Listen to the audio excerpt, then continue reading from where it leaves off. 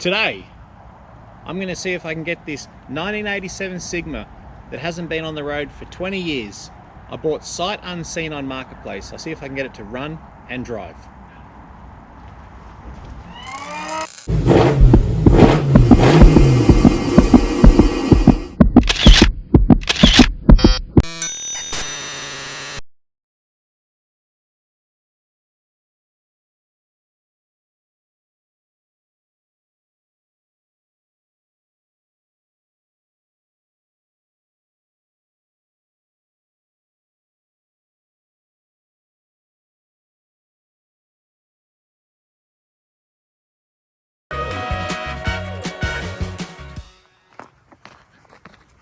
Alright,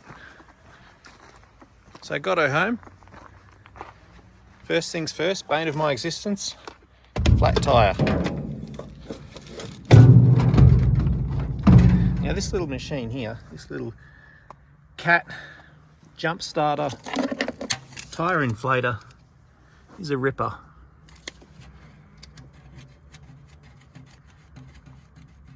For emergencies, I just keep it in the back of the daily, and never have to worry about getting a flat battery or stranded with a flat tyre. So screw that on, the valve on, then press the air button. We don't want to go to 30 psi, we'll go to 25. It's currently at 3.5. I think it's all it does.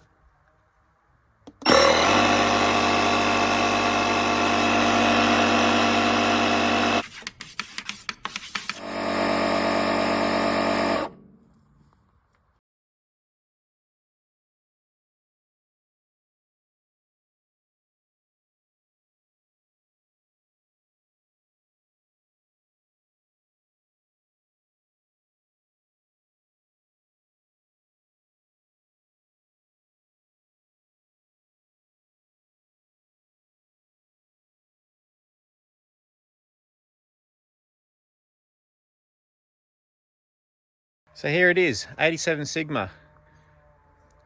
Got her home, got her off the trailer. Now ready to dig into it, see if we can't get her to run and drive. Really clean car. When I say clean, I mean original. Hasn't been messed with too much. A few pieces of trim have been taken off and whatnot, but yeah, super low mile. 130,000 if I'm not mistaken. Yeah, 130,292 kilometers. The bloke I bought it off, he'd bought it off the original owner. It was a deceased estate. The story I got told was that the gentleman had died quite some time ago, and the family held on to the car just because it was his car and nostalgic purposes and whatnot. So it hung around for quite a while, and then the gentleman I bought it off, he dragged it home and had big plans for it. Did a few little things. He'd pulled a few pieces of trim off, looking like he was getting ready for some rust repair, because the car suffers quite badly from rust in a few key spots. But I guess lost interest, and I came along. Those who watch the channel often will probably know what the plan for this car is. But I'll give you a hint.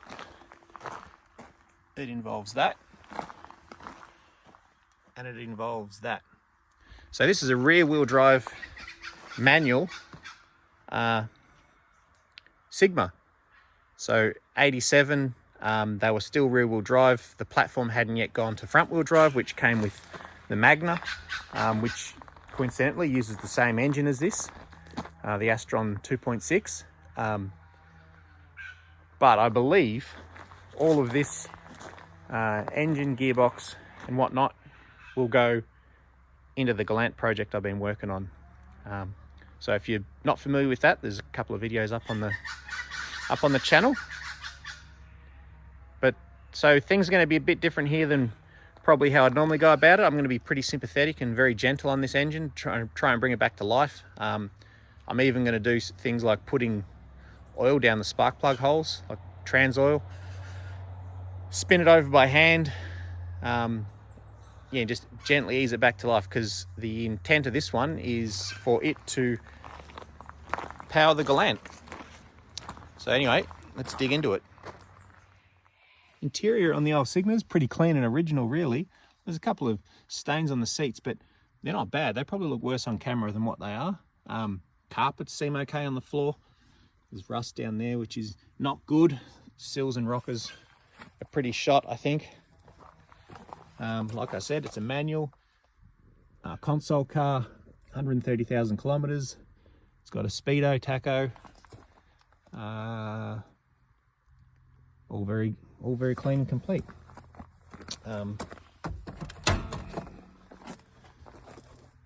Moving around to the back of the car, that's the tyre that was flat earlier, so that's going to bother me till this thing has given up its heart.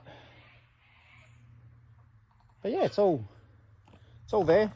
Strange colour, rusty down here, rusty along the back of the boot.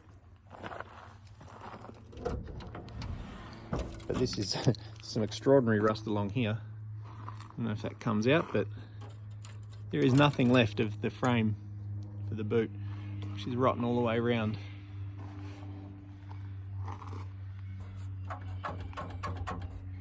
Not great. And some of the parts that came off the car in the boot, this is the trim off the driver's door. So getting into the business end, there it is.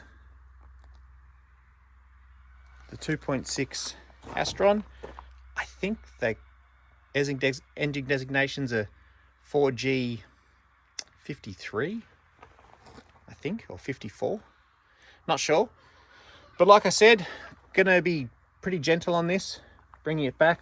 I'm positive, being a 130,000 kilometer car, and I know it's sit for ages, but I'm sure it'll come to life.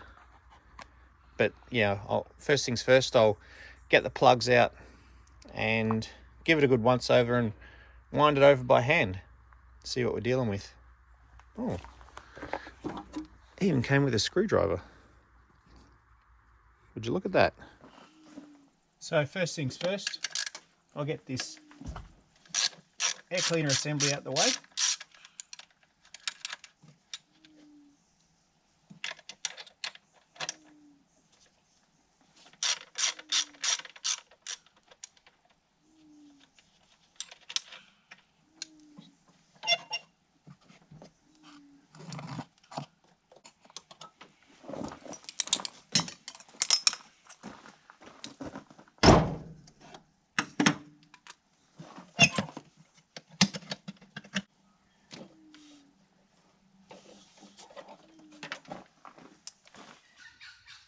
Before we get too deep into this, check the oil, of course. Doesn't look half bad. A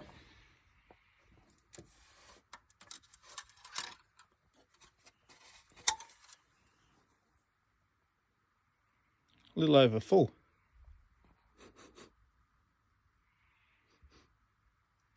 It smells okay. It doesn't smell like it's full of petrol or anything. I'll have a look at that after it fires up. Don't suppose it's got any water in it. Nope. There's a million vacuum lines back there.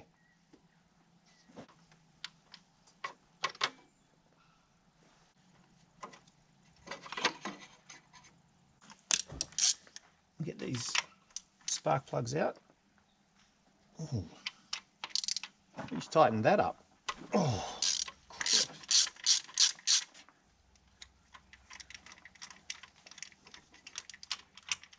either someone's tightened it up a lot, or it's been in there for a very long time. Like I said, I believe this thing's been off the road for many years. It's got Denso spark plugs in it, anti-seize grease on the threads, and the plug looks good. See no reason why that wouldn't work. I'll keep them in order. This one also looks good.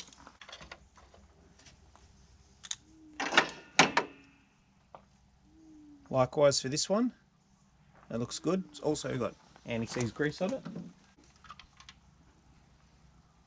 And likewise for this plug. Anti-seize grease, looks to have been burning well. Nothing wrong with that plug. Alright, so I'm going to put a bit of auto trans fluid into each cylinder. Like I said, this is going to be a gentle bringing back to life.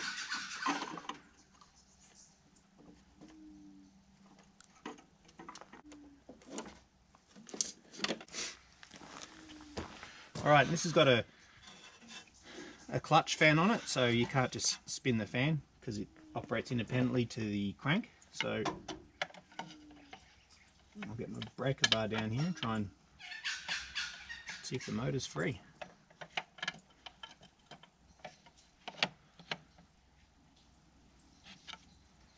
Might be too big. Alright, so I've got a smaller screwdriver. Just get it here on the fan bolts. Oh yeah, no worries. A little bit tight, I guess. See, like just there. Give it a bit, and then it's a bit tight. Ooh, and then no worries. That's spinning over really nicely now. Okay, beautiful. Engine's free.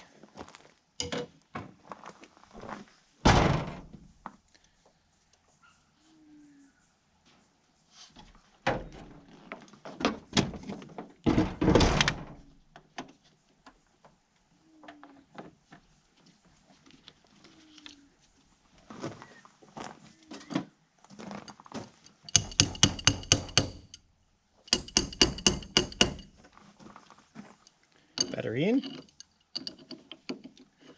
Before we do anything drastic, have a good look for smoke, flames, things like that. The door light on the dash has come on, so the car's got power, which is good.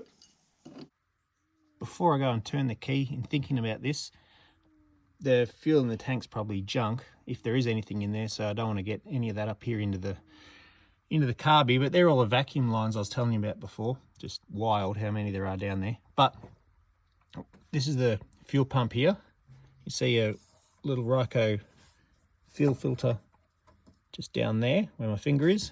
So what I'll do is I'm going to disconnect the fuel filter on the inlet side of the pump, which is where it says in, just there. I'll disconnect the fuel filter down there, the fuel line down there at the filter, just so we don't pull anything from the tank that we don't want to get into that carb. And yeah, then we'll turn the key and see what happens. See if I can get my hand down here without tearing everything apart.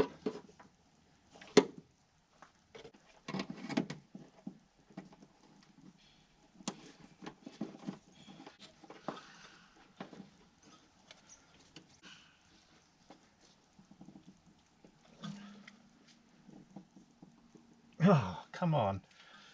That is ridiculous. Oh, bugger. It must be getting looser because there's petrol on my hand now. Something that stinks. Oh, the fuel's got to be bad. It smells horrendous. Oh, putrid.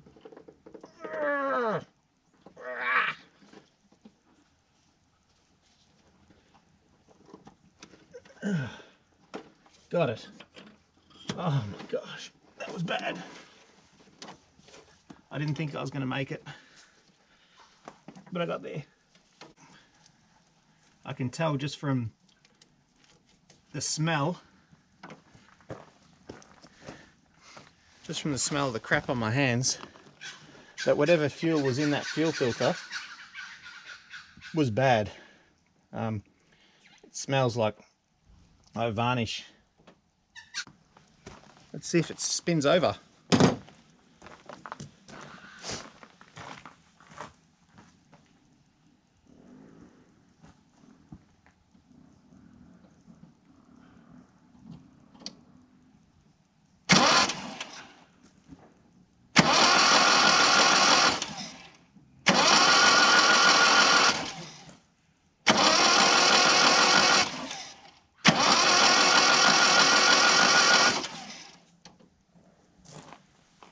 Sounds good. Spins over nicely, I guess. All right, that's awesome. This is going really well. I'll jam the spark plugs back in it, put the leads back on, and check for spark, I guess. Yeah, we'll check for spark first.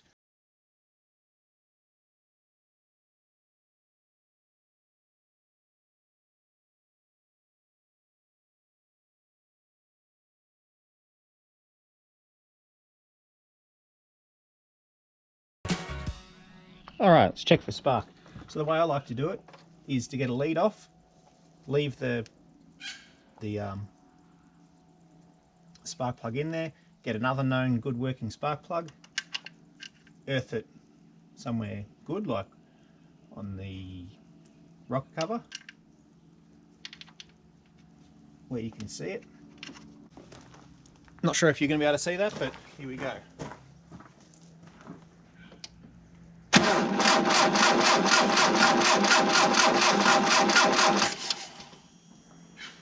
No spark.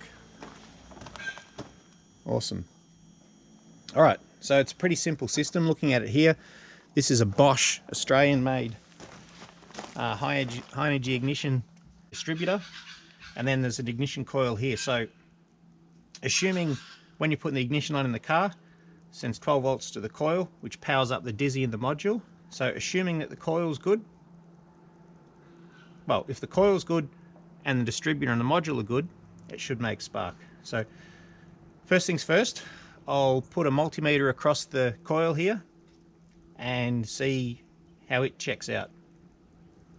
And if it's not the coil, then I could be in trouble, because in the past on some Holdens, I've noticed that these ignition modules, they're I don't want to say they're prone to fail, but they have been known to fail before. Okay, so check the primary and the primary and the secondary windings on the coil, and they've both tested fine. So I think the coil's okay. I might pop the distributor open, have a look inside at the rotor button, and see if there's anything obvious going on there. All the wiring's plugged in, everything looks like it's where it's supposed to be. And if the inside of the dizzy checks out, I'll pop off the module cover there, which I don't know why, but it's got a bunch of holes drilled into it, which are not original. You can see them across the side there, the front, and then also down here, which is very unusual. So I'll pop dizzy open and have a look inside. Just get this cover off the dizzy. It's an unusual way to route the leads. They're sort of wrapped around the upper radiator hose, which is pretty odd. The rotor button's in there. Everything seems pretty clean. I don't know, it doesn't seem like anything wrong to me. What I might do is pop the cover off this ignition module and have a look.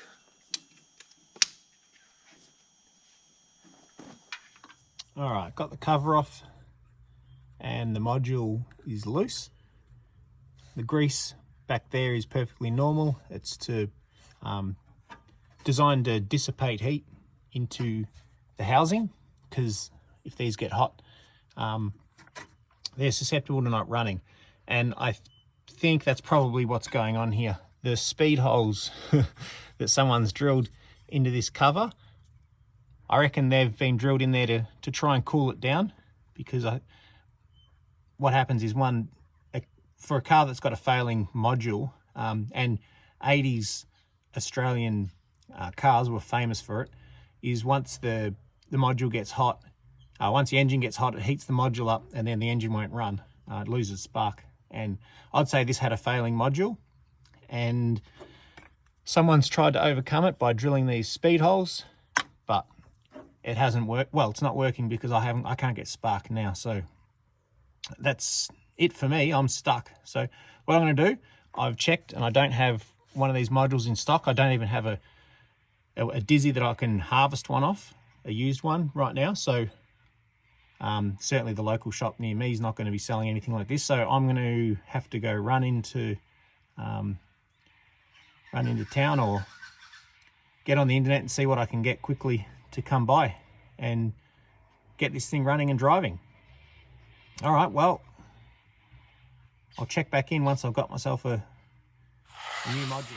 All right, so picked up a module off Amazon, and it took a couple of days to get in. There it is. Comes with some paste to replace the stuff behind that one. But it is a miserable day here, cold, windy and wet. The show must go on.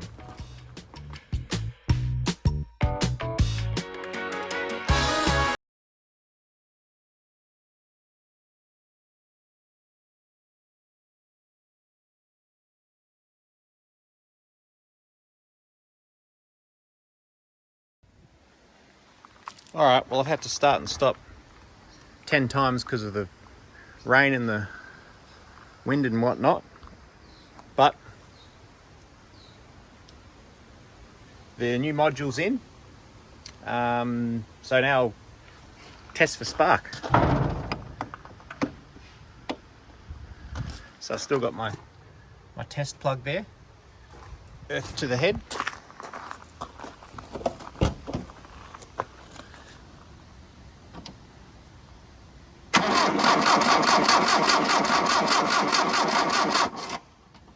And it's sparking. Great news.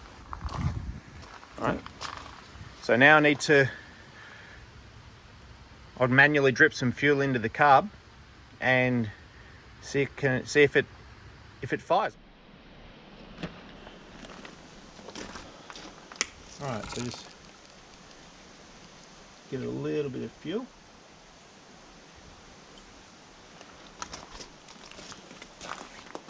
Turn the... Not so fast. Forget about this little guy.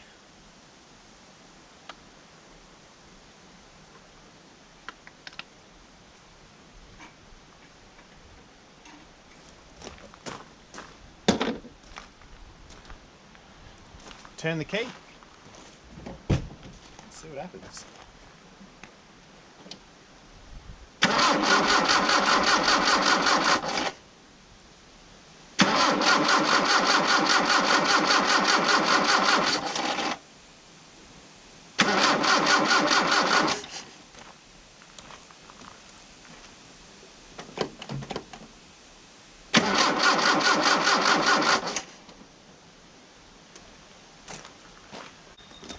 A bit more fuel.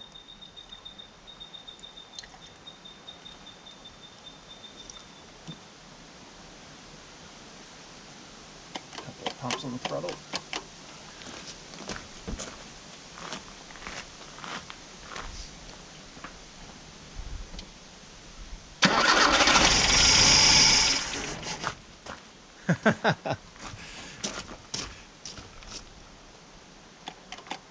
Wow.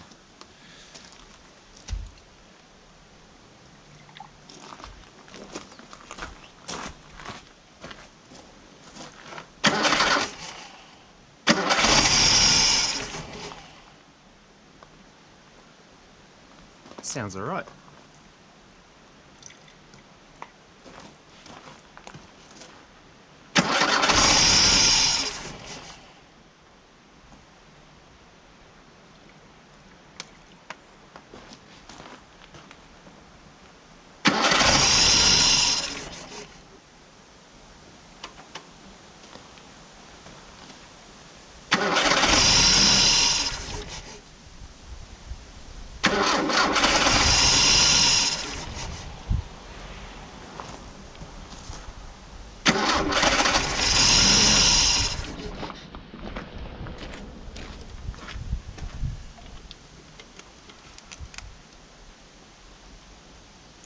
This is awesome.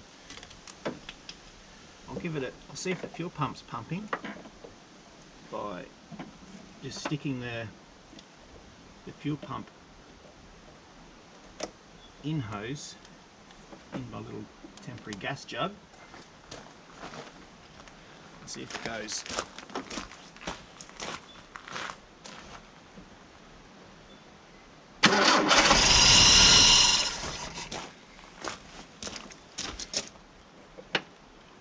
I'm going to start some sort of a fire here.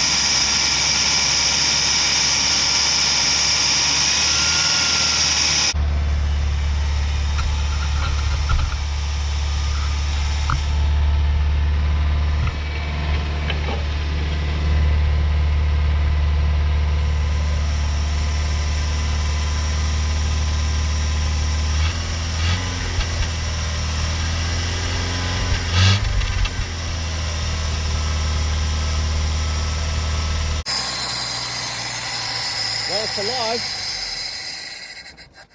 It was alive. I think it just ran out of fuel from the little fuel system I made. But boy, was it smoking. But the good news is oil pressure light was off and it was making no crazy noises, so it sounded like it had good oil pressure. It ran really good. I mean, the smoke obviously had been sitting for a long time, and there's probably some crap in the carb or in the exhaust pipe. A little bit of nonsense might have settled into the cylinders, and the rings still need to bed in a bit, but it seems like a good thing. I'll give it more fuel and fire it back up, and yeah, it's awesome.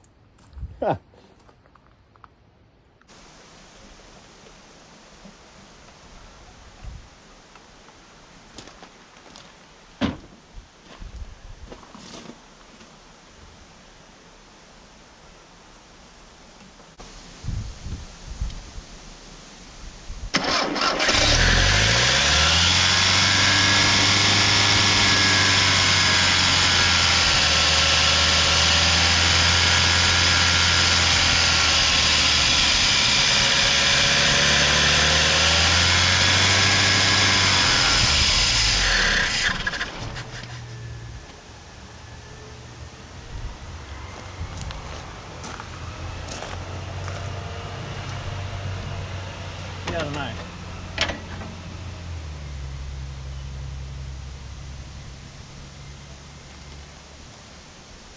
I'll put some water in it before I go and get this thing too warm. Gee, that's crunchy. But yeah, the carb doesn't feel happy.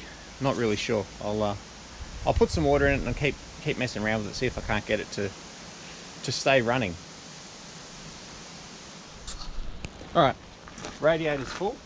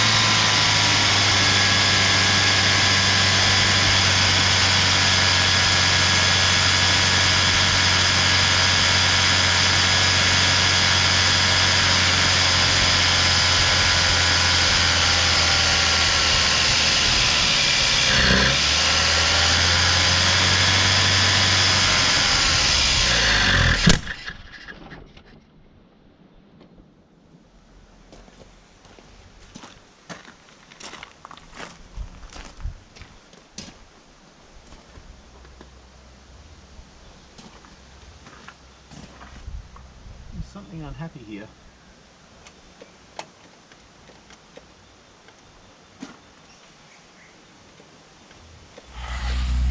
Well, after screwing with the fuel system for ages, I can get it to run,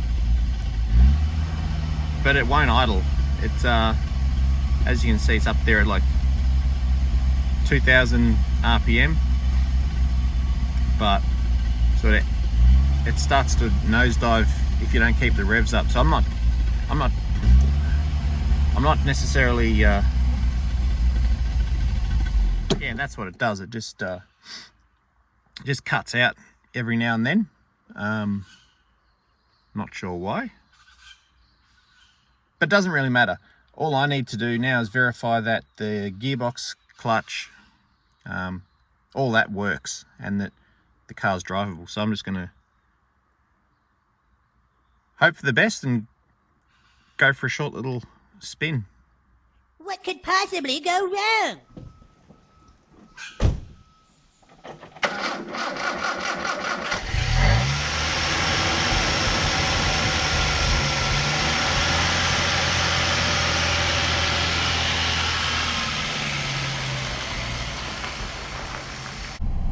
The clutch seems to work.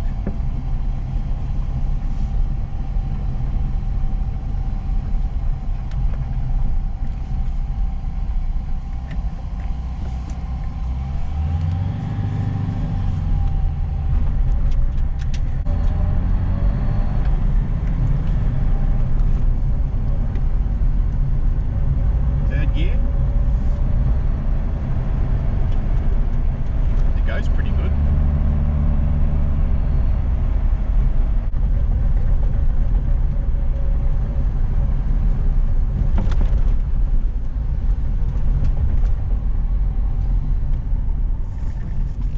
Just cut out on me, which is awesome.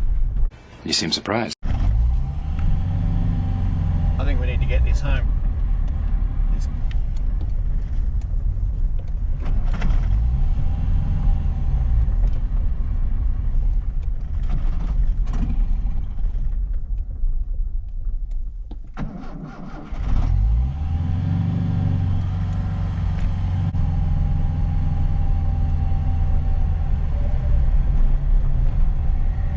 And now it's alive again. Oh man.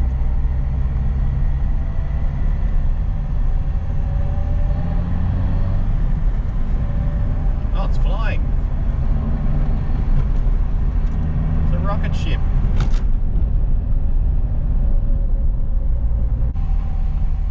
It's very unhappy. Intermittently.